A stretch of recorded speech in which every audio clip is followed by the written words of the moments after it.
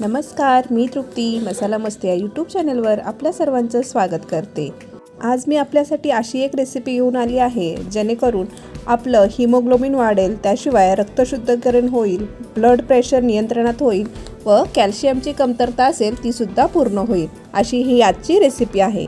चला तर रेसिपीला सुरुवात करूया।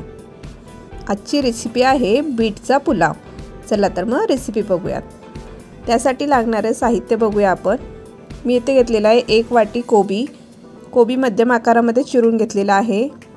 एक मध्यम आकाराचा टोमॅटो घेतलाय, एक मध्यम आकाराचा कांदा उभा काप करून चिरून घेतलेला आहे, अर्धा वाटी दही, 1 वाटी शिमला मिरची, अर्धी वाटी मटार, 1 बटाटा छोटे छोटे काप करून पाण्यात भिजत ठेवलेला आहे, अर्धी वाटी बीन्स, त्यानंतर बीटचा पाला तो अगदी चिरून घेतलेला आहे आणि ते एक मोठा बीट किसून घेतलेला आहे, मीठ, गरम मसाला, मिरची, हळद, आलं लसूण आणि लाल मिरची पावडर। इथे मी 1 ग्लास तांदूळ स्वच्छ धुवून अर्धा तास पाण्यामध्ये भिजत ठेवलेला आहे आणि इथे घेतलेले आहेत काही खडे मसाले। त्याचबरोबर पुलाव बनवण्यासाठी आपल्याला लागणार आहे तेल आणि पाणी। आता गॅसवर मी कुकर ठेवलेला आहे। कुकरमध्ये 1 चमचा तेल टाकलं, तेल गरम झाल्यानंतर त्यामध्ये 1 चमचा जिरं टाकलेला आहे आणि आता खडा मसाला टाकायचा आहे। याच्यामध्ये 2 तमालपत्रीची पानं मी तोडून टाकलेली आहेत, 1 मसाला वेलची टाकलेली आहे, 2 गोडे वेलची टाकलेली आहे, 1 चक्री फूल आणि 1 इंच दालचिनीचा तुकडा टाकलेला आहे, 2 काळ्या मिरी आहेत आणि 2 लवंग आहेत। हे सर्व आपल्याला तेलामध्ये चांगलं परतून घ्यायचं आहे। या वेळेला आपला गॅस हा स्लो ठेवा जेणेकरून आपले मसाले जळणार नाहीत। तेलामध्ये चांगलं परतून झाल्यानंतर आपण ह्याच्यामध्ये 2 ते 3 हिरव्या मिरच्या अशा उभ्या कट करून त्याच्यामध्ये घालायच्या आहेत। मिरच्यासुद्धा तेलात चांगल्या परतून घ्यायच्या आणि मग आपण याच्यामध्ये उभा बारीक चिरून घेतलेला कांदा घालायचा आहे। कांदा आपल्याला मऊ होईपर्यंत भाजून घ्यायचा आहे। आपण याच्यामध्ये सर्व भाज्या तेलामध्ये परतून घेणार आहे, त्याचबरोबर आपला कांदासुद्धा अजून चांगला भाजला जाईल यासाठी फक्त कांदा मऊ होईपर्यंत आपण भाजून घेऊया। त्यानंतर याच्यामध्ये घालूया आलं लसूणची पेस्ट। ही मी थोडी जाडीबरडी अशी ठेचून घेतलेली आलं लसूण पेस्ट आहे, तुम्ही मिक्सर मधून सुद्धा बारीक करून घेऊ शकता। आलं लसूणचा कच्चा वास गेला पाहिजे, थोडं परतून घेऊ आणि त्यामध्ये आपण चिरून घेतलेला 1 मध्यम आकाराचा टमाटर घालूया। टमाटरसुद्धा तेलामध्ये परतून घेऊया। तुम्ही तेलामध्ये जितक्या भाज्या चांगल्या परतून घ्याल तितका छान आपला पुलाव तयार होतो। यासाठी प्रत्येक भाजी टाकल्यानंतर छान तेलामध्ये परतून घ्या। आता याच्यामध्ये मी शिमला मिरची टाकलेली आहे। शिमला मिरची तेलात चांगली भाजली नसेल तर तिचा ढेकर येतो, त्यासाठी शिमला मिरचीसुद्धा आपल्याला तेलात भाजायची आहे। आणि त्यानंतर मी याच्यामध्ये घातलेला आहे 1 वाटी मटार, 1 वाटी कोबी, हा स्वच्छ धुवून चिरून घेतलेला कोबी आहे। सर्व भाज्या आपल्याला स्वच्छ धुवून घ्यायच्या आहेत।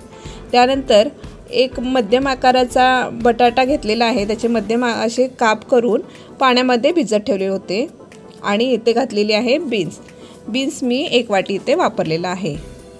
बटाटा पाण्यात भिजत घातल्यामुळे काय होतं की एक्स्ट्राचं स्टार्च आहे ते निघून जातं।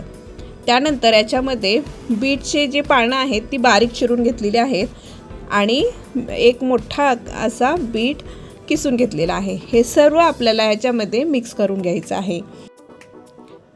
आता सर्व चांगलं छान तेलामध्ये परतून घ्यायचं आहे। चांगलं परतून झाले, तुम्ही बघू शकता भाजी सुरुवातीला जास्त होत्या, आता शिजून थोड्या कमी झाल्यात।